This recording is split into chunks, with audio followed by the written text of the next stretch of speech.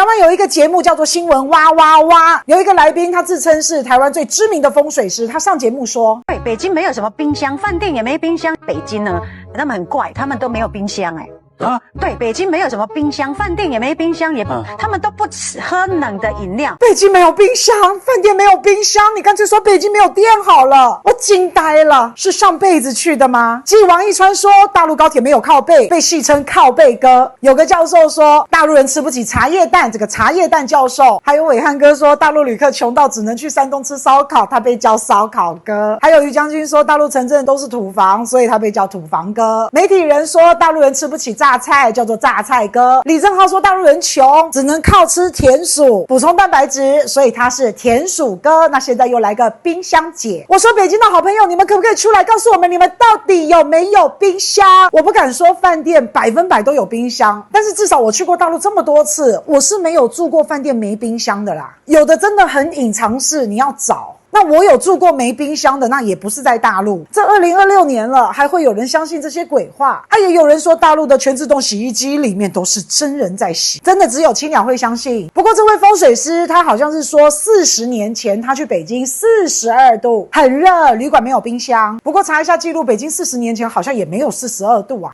不知道啦，不知道冰箱姐在讲什么啦。反正大家不要听信谣言，你就自己去一趟不就知道了。去大陆玩比国旅便宜哦。吃君君的中秋烤肉组比市面上都还要便宜哦，原价1800，我们只卖1299，2.4公斤，6到8人份，加赖 NO80520，打电话0928101051，谢谢大家支持 NO80 商城。